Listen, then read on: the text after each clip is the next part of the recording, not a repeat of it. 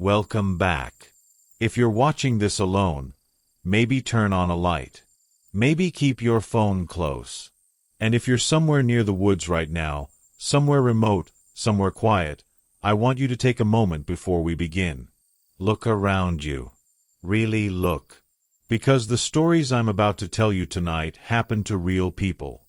People who walked into wild places for completely ordinary reasons. People who were doing their jobs, trying to help, trying to find someone who was lost. And what they found instead, what found them, changed everything they thought they knew about the world. Search and rescue. Most people hear those words and think of helicopters, of dogs sniffing through snow, of a relieved family reuniting with a hiker who just got turned around on a trail. And yes, sometimes that's exactly what it is. A happy ending, a warm blanket, a hospital checkup, and a story to tell at dinner. But search and rescue workers, the men and women who do this job month after month, year after year, they will tell you, if you earn their trust, if they've had enough time and enough quiet, that there is another side to this work. A side that doesn't get written into the official reports. A side that doesn't get discussed in the debrief, or at least not fully. A side that lives in the spaces between what can be explained and what simply cannot. Tonight, I'm going to tell you 3 of those stories. 3 accounts drawn from real search and rescue testimonies, real case files, real interviews with people who went into wild places and came back, if they came back, fundamentally altered. These are not campfire embellishments. These are not urban legends dressed up in ranger uniforms. These are accounts that made experienced, skeptical, trained professionals stop mid-sentence and go quiet. Accounts that, when you examine the details carefully, when you really sit with them, leave you with more questions than answers. And those questions, I need you to hold on to them, because I'm going to ask you some of them tonight. Questions you can answer for yourself, right now, wherever you are. Let me start by telling you something that most people don't know about the wilderness. Something that the people who work in it know, and that researchers who study missing persons cases have been quietly documenting for decades now. The wilderness does not behave the way we think it does. The patterns of how people get lost, of where bodies are found, of what survivors report in the hours and days after being recovered, these patterns are strange. They are statistically strange. They are strange in ways that make investigators uncomfortable, in ways that don't fit the expected models of human behavior under stress, in ways that have led some researchers to use the phrase clusters, geographic clusters of disappearances in specific locations that seem to pull people in again and again, across different years, different decades, different demographics. No connection between the victims. No logical reason for the concentration. Just a place, and the people it seems to swallow. I want you to think about that as we go. And I want you to ask yourself right now, if you went missing in the wilderness, if you walked off a trail and simply vanished, how long do you think it would take before someone came looking? How long before the search began? And when they found you, if they found you, would you be able to tell them what happened? Would you even remember? Hold that thought. Because we're going into the trees now. And we're not coming back the same. Our first story takes place in the dense wilderness of the Olympic Peninsula in Washington State. This is important to know up front, because the Olympic Peninsula is not just any stretch of wild land. It is one of the most geographically extreme and isolated regions in the contiguous United States. The Hoh rainforest, which sits at the heart of it, receives anywhere from 12 to 14 feet of rainfall per year. 12 to 14 feet. That means the trees there, the Sitka spruces, the western red cedars, the Douglas firs, are draped year-round in thick green moss that hangs from every branch like curtains.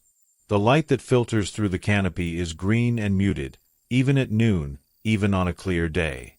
It gives the forest a quality that experienced hikers and naturalists consistently describe the same way. It feels ancient. It feels aware. It feels like you are being watched. The Olympic Peninsula also has one of the lowest population densities in Washington State. Cell phone service vanishes within a mile of most trailheads. GPS signals become unreliable in the deep valleys. And there are portions of this wilderness, specific drainages, specific river valleys, where search and rescue teams have recovered more missing persons over the decades than statistical modeling can account for. That last part isn't speculation. That's from the data. In the fall of a year not long ago, a search and rescue volunteer named Aldrich, a man in his early 40s who had been doing this work for over a decade, who had logged hundreds of hours in the field, who was, by every account from his colleagues, one of the most unflappable people on the team, received a call about a missing hiker. The hiker was a woman in her mid-30s named Vesper. She had set out alone on a well-documented trail into the interior of the park. She had signed the trailhead register, her handwriting neat, her itinerary clear, and she had not returned to her car on the expected day. Her emergency contact had called the Rangers. The Rangers had called search and rescue. This was, by initial assessment, a routine search. Vesper was experienced. Her gear list was solid. She knew the area. The weather had been moderate. There was no reason to expect anything other than a hiker who had maybe twisted an ankle, or misjudged the distance back, or decided on a whim to extend her trip.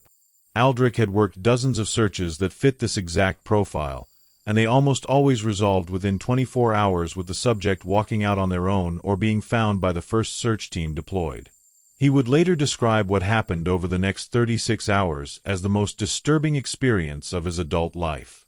And he is not a man given to dramatic language. The search began at first light.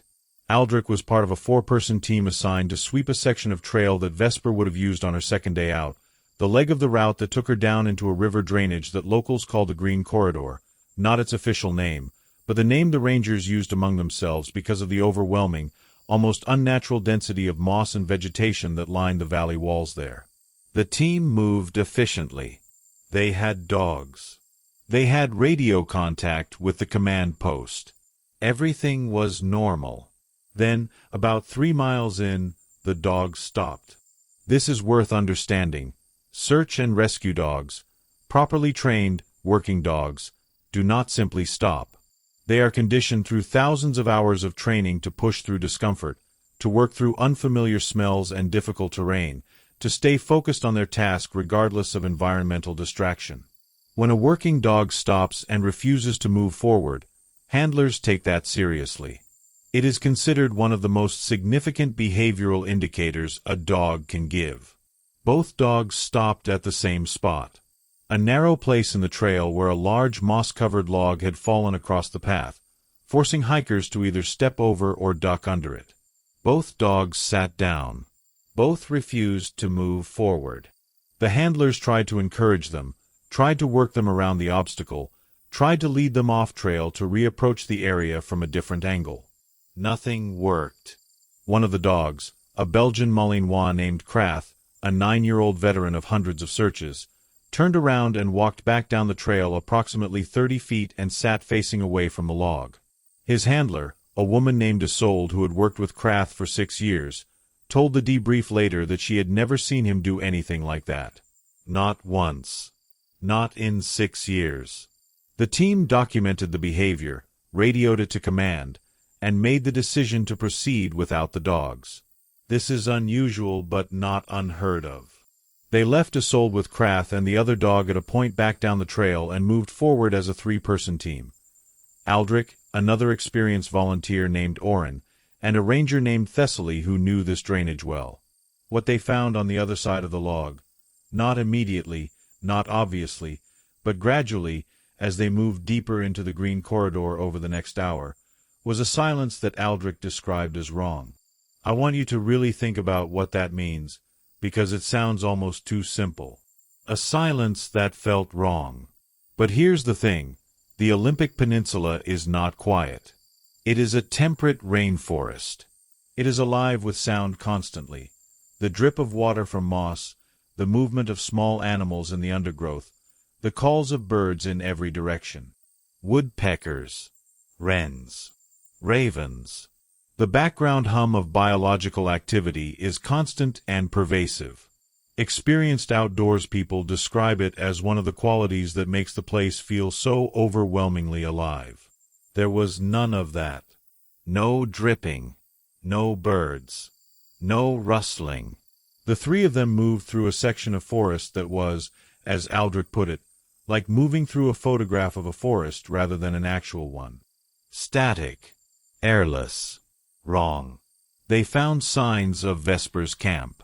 Her tent, still standing, slightly off the official campsite in a small clearing that should not, technically, have been there. The topography showed no such clearing on the map. The tent was staked correctly. Her sleeping bag was inside. Her camp stove was on a flat rock nearby as though she had set it there meaning to come back to it. Her pack was inside the tent. Her boots were inside the tent. Her boots were inside the tent.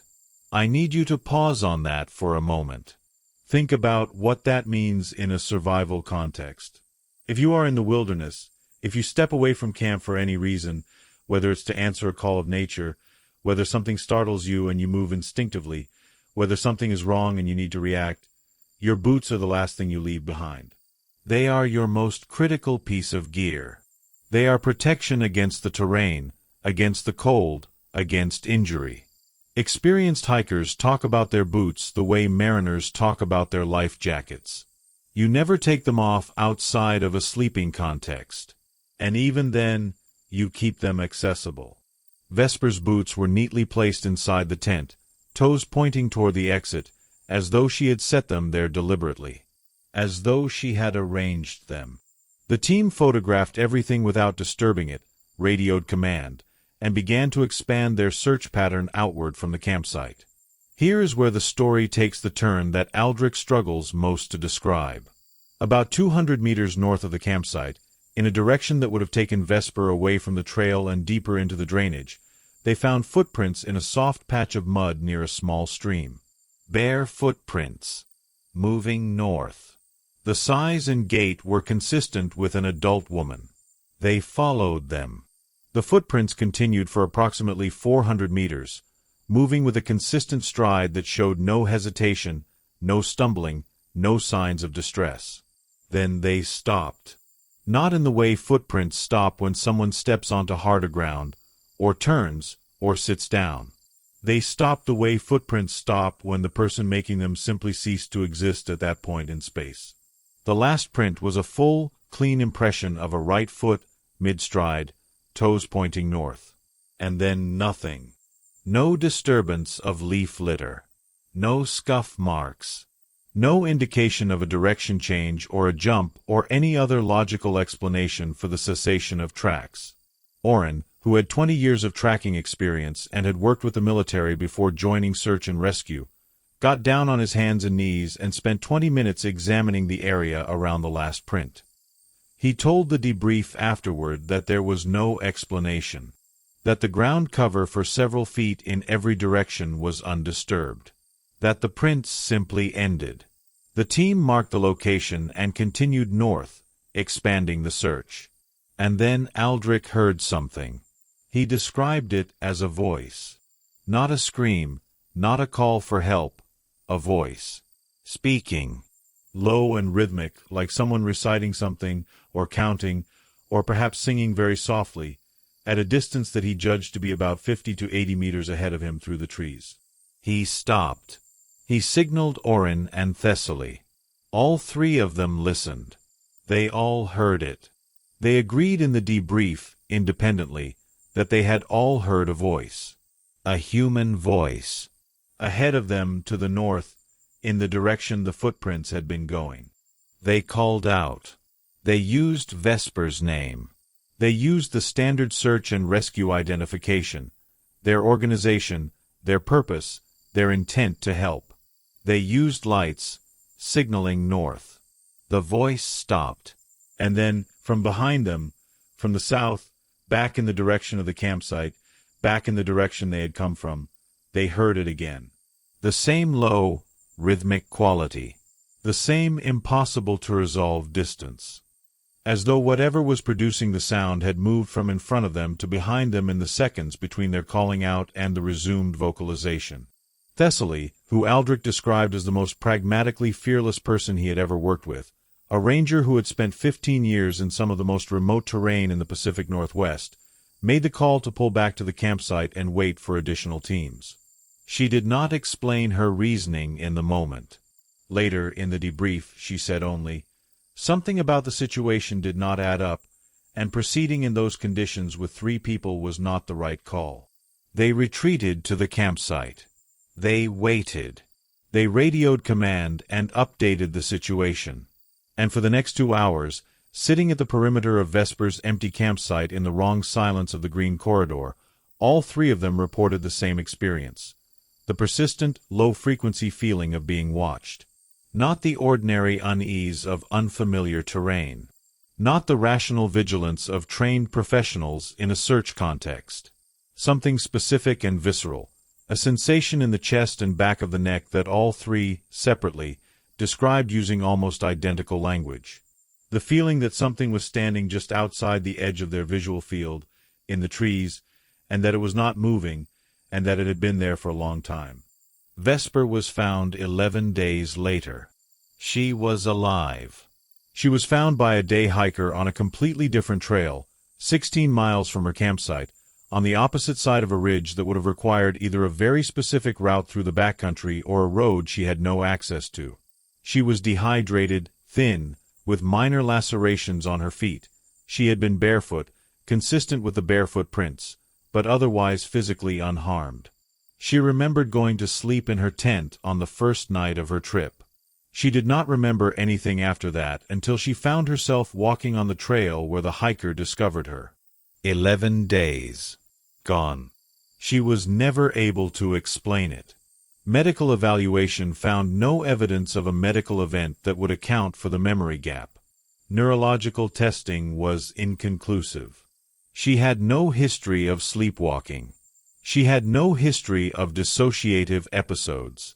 The wilderness survival question, how does a person survive 11 days in that terrain without gear, in bare feet, in autumn temperatures, was never satisfactorily answered. She was alive, and she did not know why, and she could not tell anyone what had happened.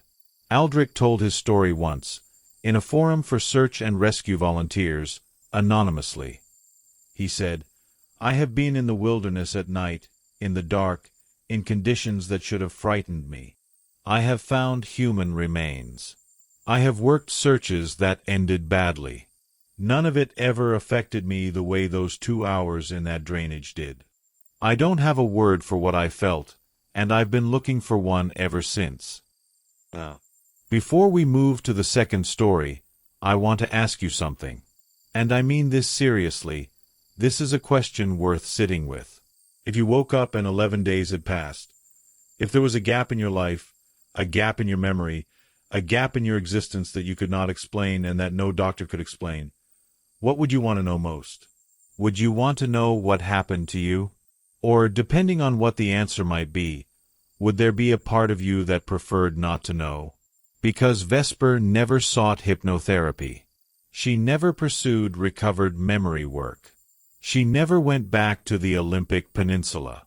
And according to the one interview she gave, she said that every time she tried to concentrate on the missing time, tried to push her mind toward it, she experienced a feeling she could only describe as a wall. Something that did not feel like forgetting. Something that felt like a boundary. Like something on the other side of the 11 days did not want to be remembered. I'll let you decide what to do with that.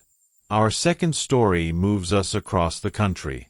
We're going to Utah now, specifically to the canyon country of the Colorado Plateau, to a region of towering red rock walls, deep narrow slot canyons, and terrain so disorienting, so geometrically alien, that even people with extensive desert experience have described walking in circles for hours within sight of landmarks they should have been able to navigate by.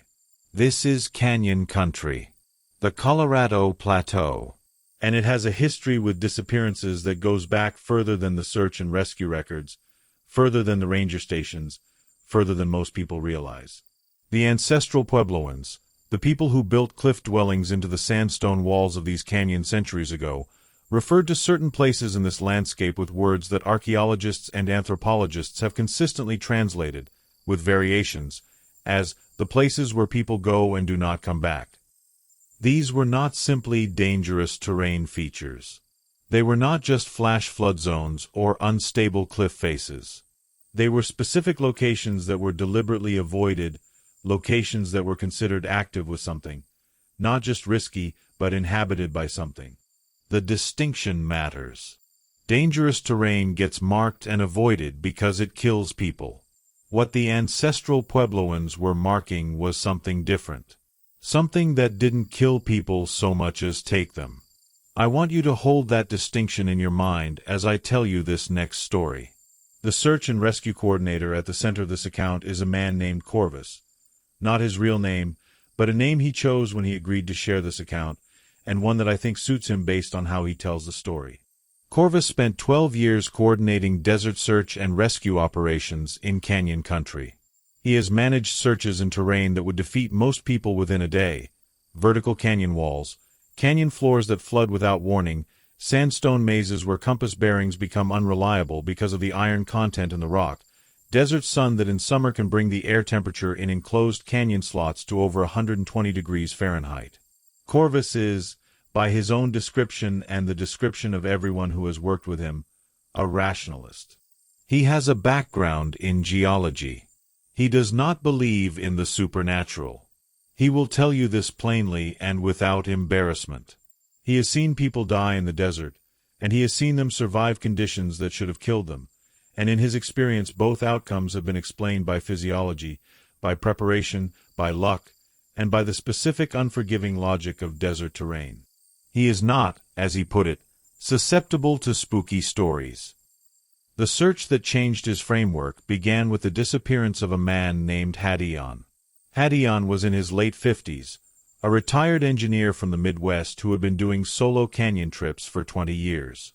He was serious about it, technically proficient, well-equipped, familiar with the specific region where he went missing. He had hiked this particular canyon complex, in the southeastern portion of the Colorado Plateau, at least a dozen times before. He knew it well enough that he had submitted a detailed trip plan to the authorities, with waypoints, expected campsites, and a clear timeline. He was, in Corvus's assessment when he reviewed the file, exactly the kind of person who doesn't get lost. And yet, Hadion missed his exit point by 2 days. His vehicle was at the trailhead. His trip plan was in the system. The search was activated on day 2 after his expected return. Corvus took the field coordination personally. The canyon complex where Hadion had been hiking is a place I'm going to call the Redwall System. Again, not its official name, but the name searchers used among themselves because of the distinctive iron-red sandstone that formed its walls. It is a maze of interconnected canyon slots, some narrow enough that a person has to turn sideways to navigate them, others opening into vast amphitheater spaces where the walls rise 300 feet or more above the canyon floor. In the right light, particularly at dawn and dusk, the color of the rock is so vivid, so saturated a red-orange, that it looks almost luminescent. It is genuinely one of the most beautiful landscapes in North America. It is also deeply disorienting.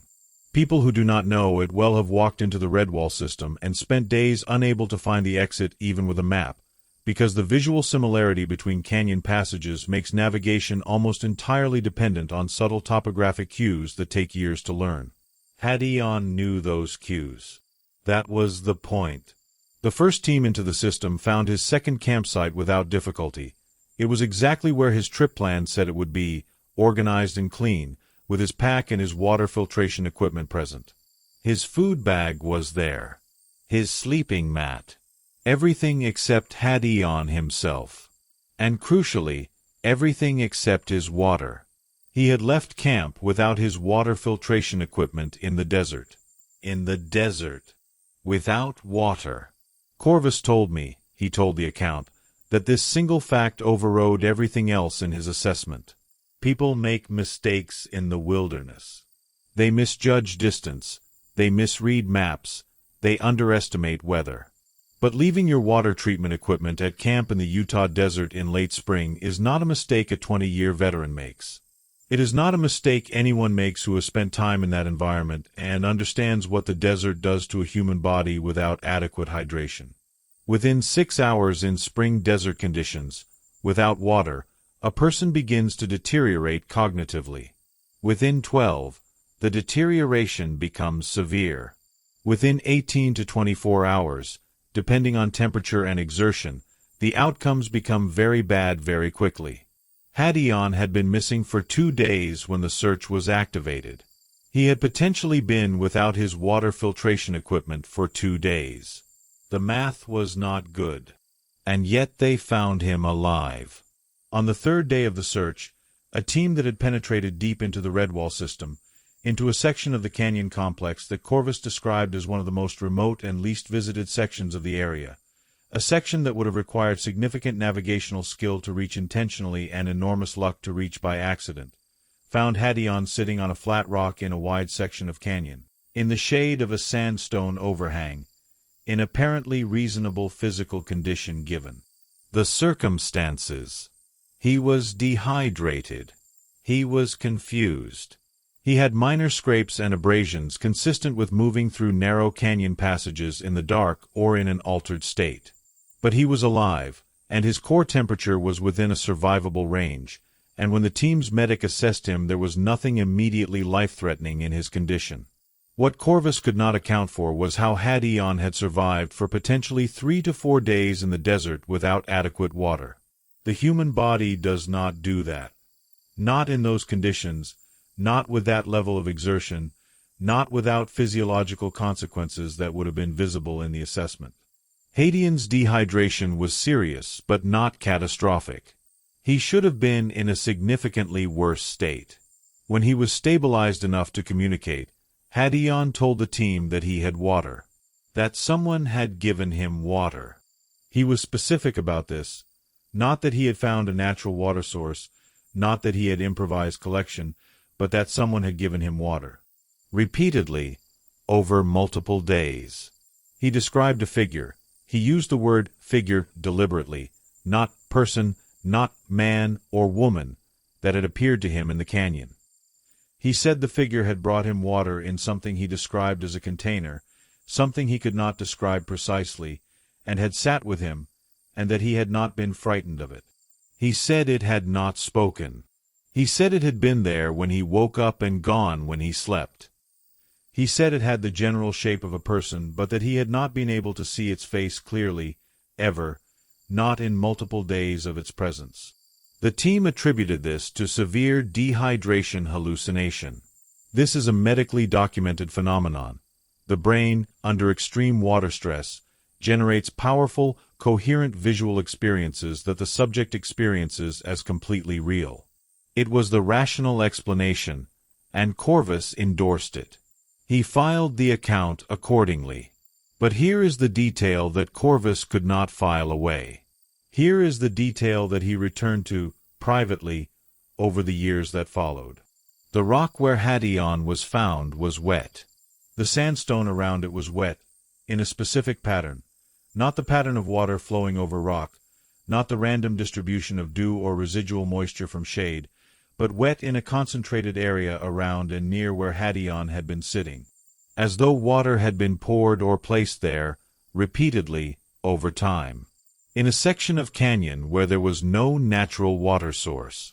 In a spring with low precipitation. On rock that in those conditions should have been bone dry.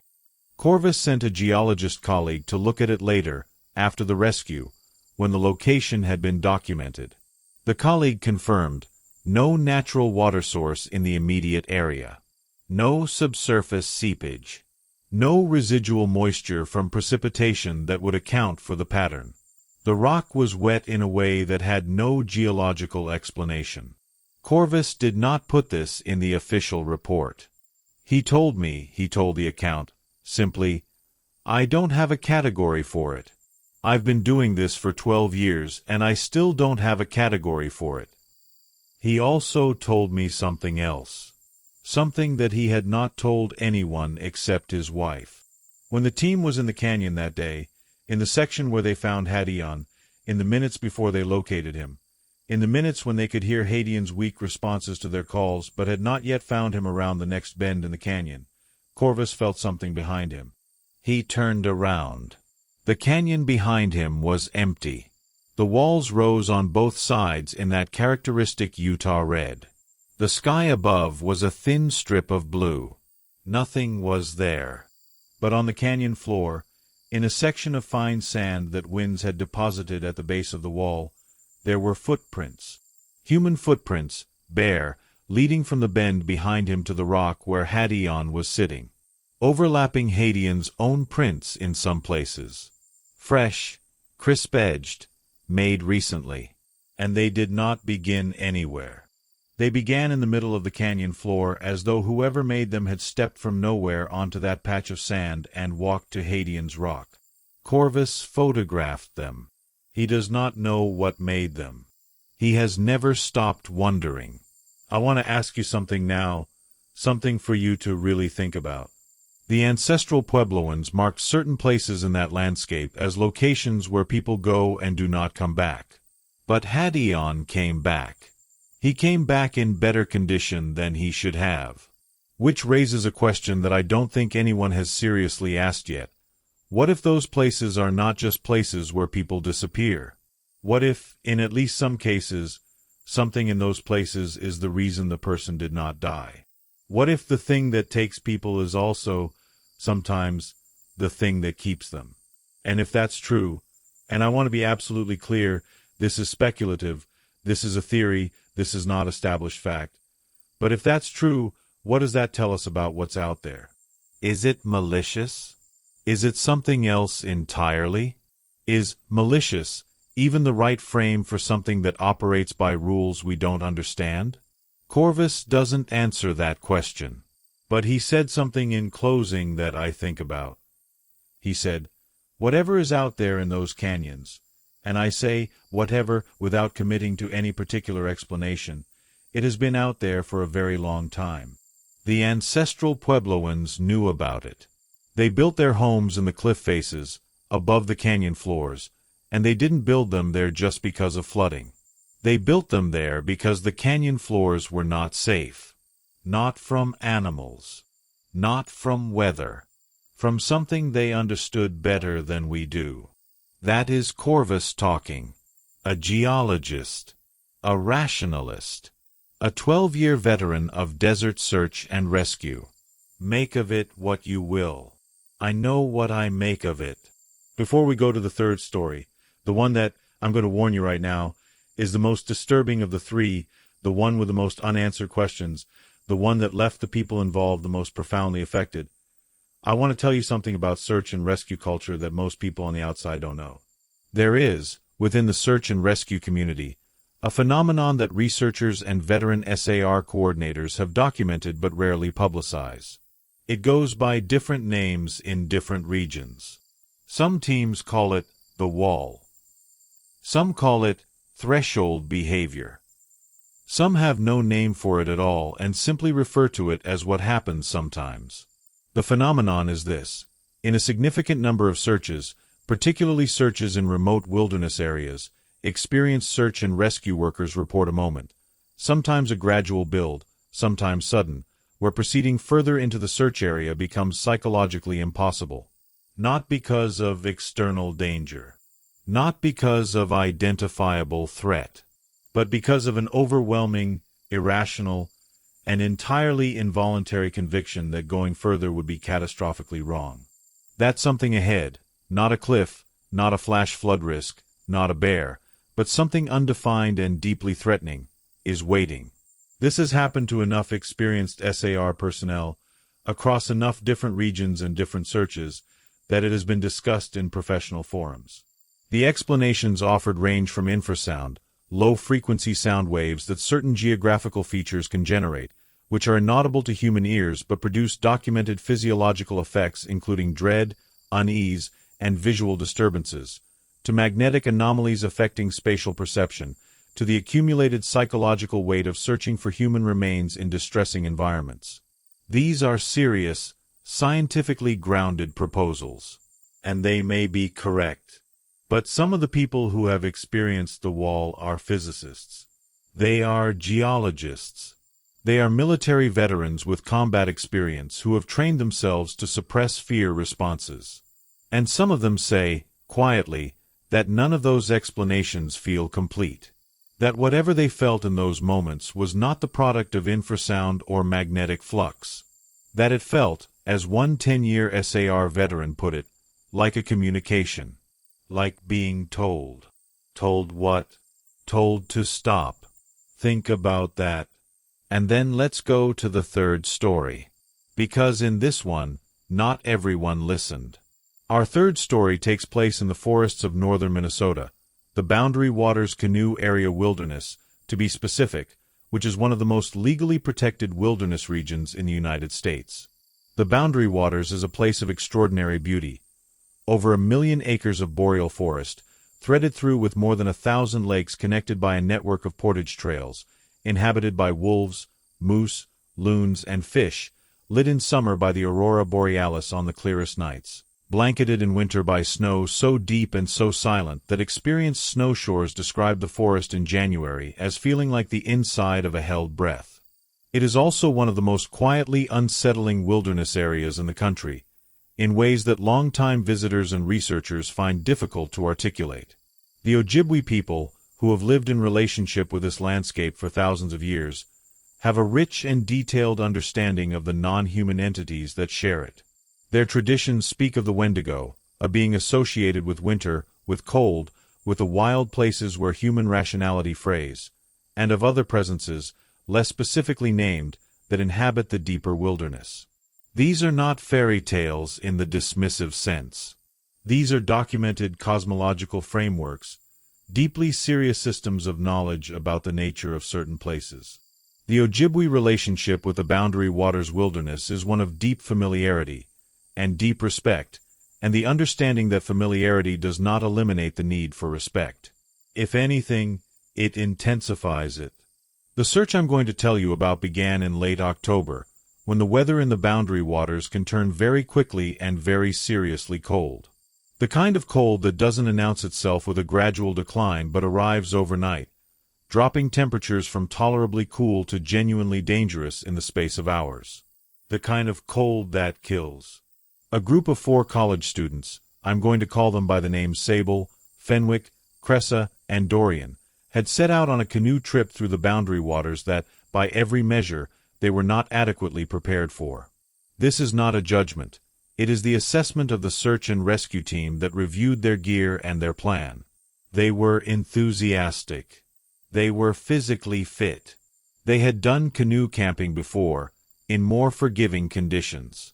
What they had not adequately reckoned with was the specific severity of late October in northern Minnesota, the complexity of navigation in the lake system without detailed local knowledge, and the speed with which conditions can deteriorate.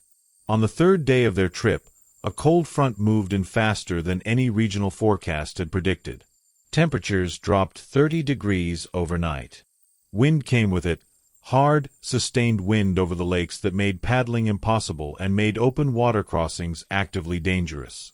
The 4 of them, by Sable and Cressa's later account, made the decision to make for shore on a specific lake and wait out the weather. They found a campsite. They set up their tent. They had food and water and enough insulation, in theory, to get through the night. What they did not have, and what became critical, was the ability to communicate. Their satellite communicator, a personal locator beacon that would have allowed them to signal for help regardless of cell coverage, had a dead battery. They had not checked it before the trip. When they discovered this on the 3rd day, in deteriorating conditions, it was too late to do anything about it. They were effectively cut off. Sable and Cressa survived. They were found on day 6 of the search, hypothermic but alive, on the shore of the lake where they had set up camp. They had not moved from that location since the first night of the storm. They were found by a search team operating by boat along the lake's shoreline. Fenwick and Dorian were not with them. This is what makes this story what it is. This is why I've saved it for last. When Sable and Cressa were recovered and treated, The first thing the search coordinator, a woman named Runa, 20 years in wilderness search and rescue, the most experienced coordinator in the region, did was ask them where Fenwick and Dorian were. And both Sable and Cressa, independently, in separate interviews conducted before they had any opportunity to compare stories, gave the same account. They said that on the second night, the night the temperature dropped most severely, they had heard something outside the tent. Not wind. Not an animal. A sound they described, both of them, as a voice. Calling. From somewhere out on the lake, or from the forest on the far side of the campsite, the direction varying depending on which of them was describing it. Both of them agreed that the voice had sounded like a person in distress. A person calling for help. Fenwick had wanted to go out and investigate. Dorian had wanted to go with him. Sable and Cressa had argued against it. The temperature was in the teens, the wind was still up, going out onto or near the lake in those conditions was irrational. They had argued. And Fenwick and Dorian had gone out anyway.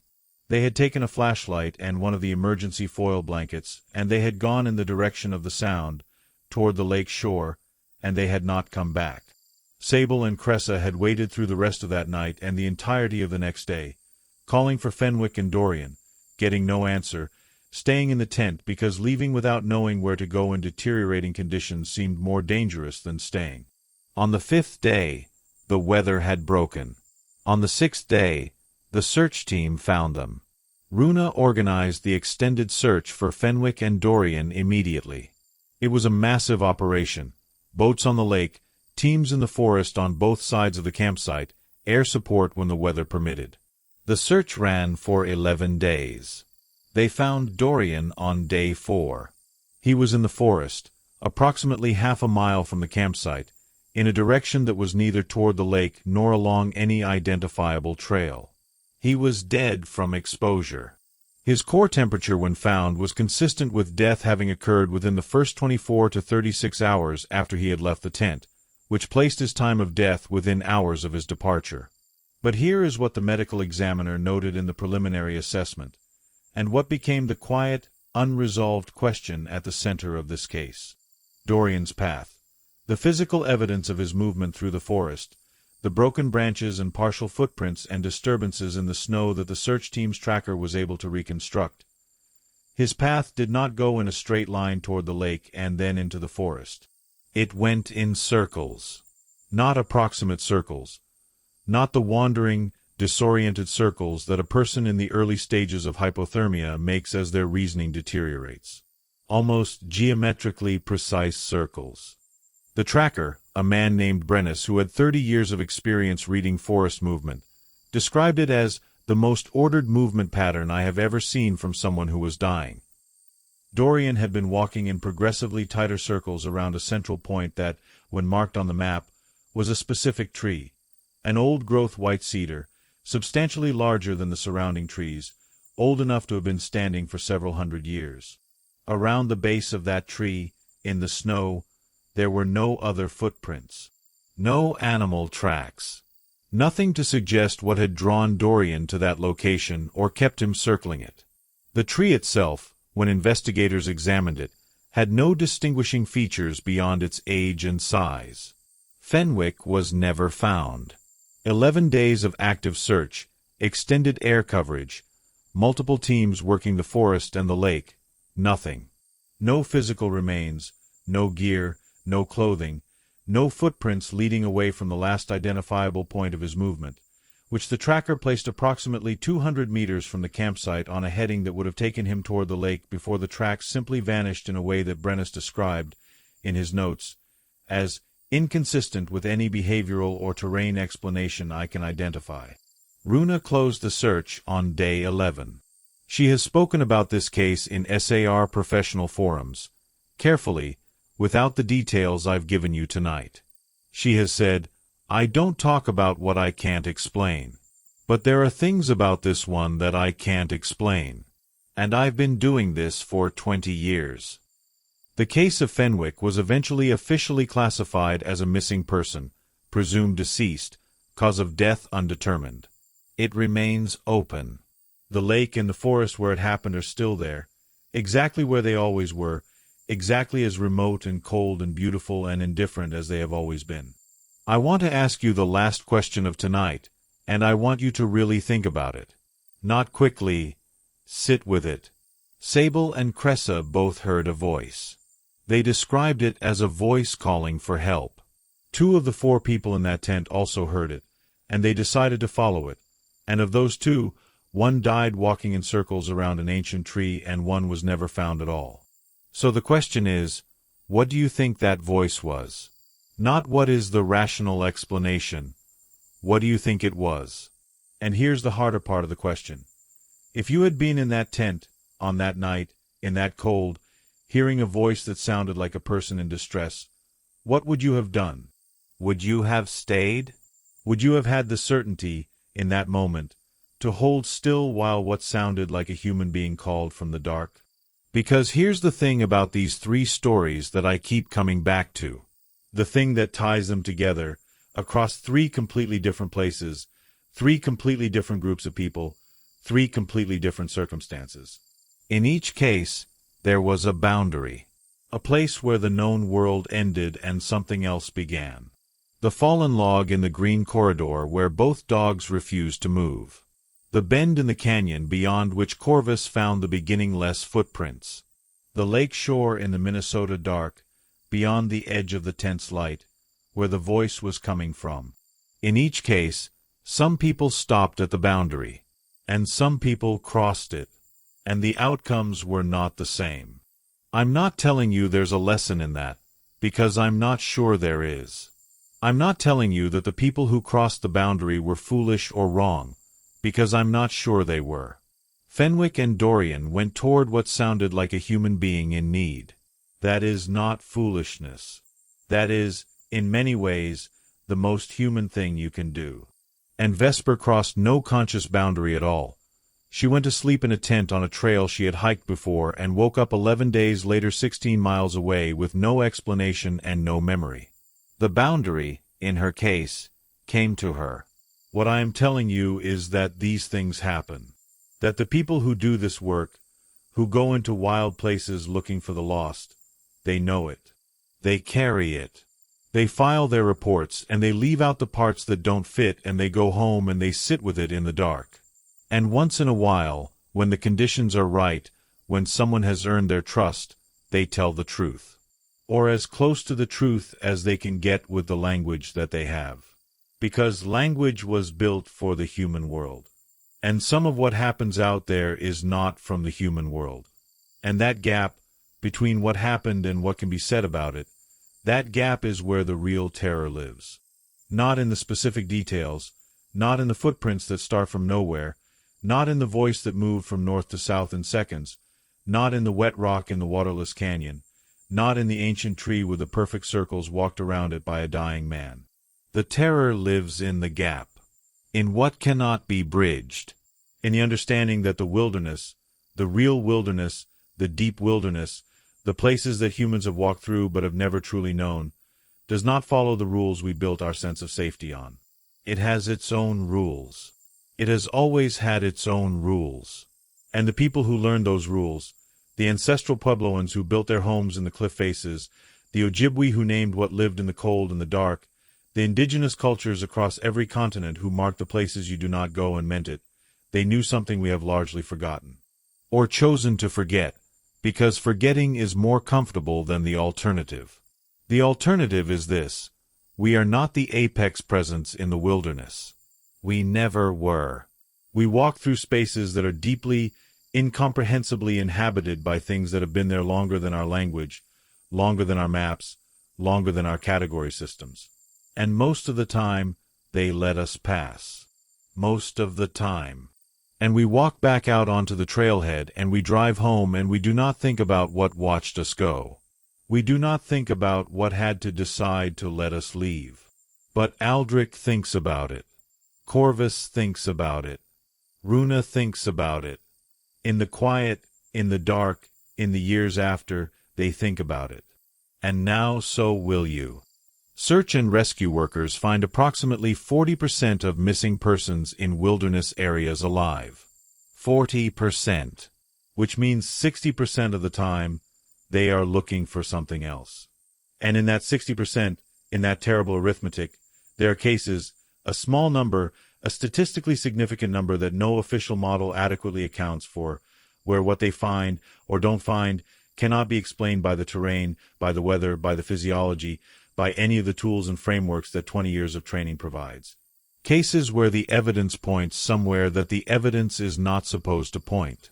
Cases that end with a report filed, a case number assigned, and a person, a trained, skeptical, experienced professional, driving home in silence, looking at the road ahead and not at the trees on either side. Because looking at the trees requires acknowledging that the trees are looking back. The Olympic Peninsula is still there. The Redwall Canyon system is still there. The Boundary Waters is still there. The trails are open. The trailhead registers are out, waiting for signatures, waiting for names, waiting for itineraries and expected return dates from people who are entirely confident that they know how the wilderness works. And the wilderness, patient and ancient and utterly indifferent to our confidence, waits in return. If you go, and maybe you do go, maybe you're someone who walks into wild places and finds peace there, maybe you're someone who does this work yourself, take the things the experienced people told you to take.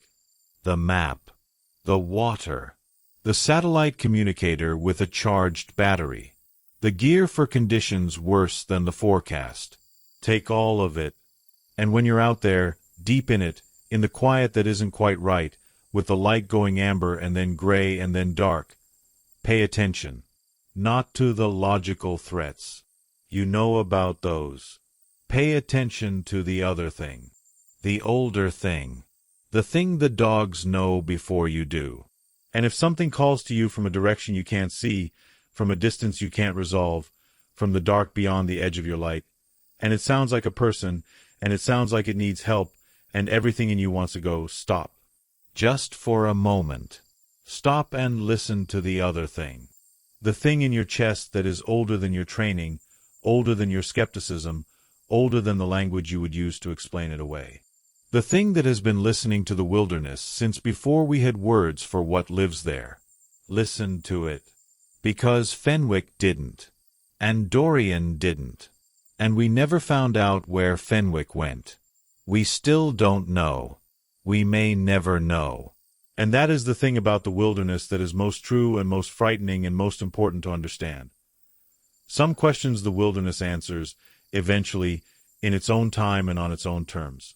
And some questions the wilderness keeps, presses between its fingers, folds into the dark under an ancient tree, carries down into a canyon no map fully describes, holds at the edge of a wet rock in the waterless desert, forever. Sleep well tonight. And if you wake at 3 in the morning to a silence that feels wrong, a silence that is a little too complete, a little too present, don't look at the window. Or do. But be ready for what might be looking back. That's it for tonight. 3 stories. 3 searches. 3 places where the world that we know brushed up against the world that we don't, and left marks. Real marks, in real case files, remembered by real people who went out looking for the lost and came back carrying something they never expected to find.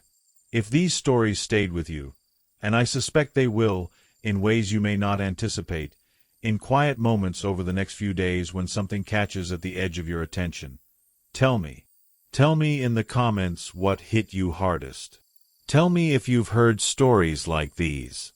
Tell me if you work in search and rescue, if you've experienced the wall, if you've filed reports that didn't tell the full truth, if you know what I'm talking about when I describe the feeling of being watched in a wild place that should be empty. And tell me, which boundary would you have crossed? Which story's moment would you have been the one who went forward, and which would you have been the one who stayed? Because that answer, the honest one, not the brave one you want to give but the true one, that answer might tell you more about yourself than you're entirely comfortable knowing. More stories are coming. More cases, more corridors, more questions the official reports don't ask. Subscribe if you want to go back into the dark with me. I'll be here. And so, in all probability, will whatever's out there.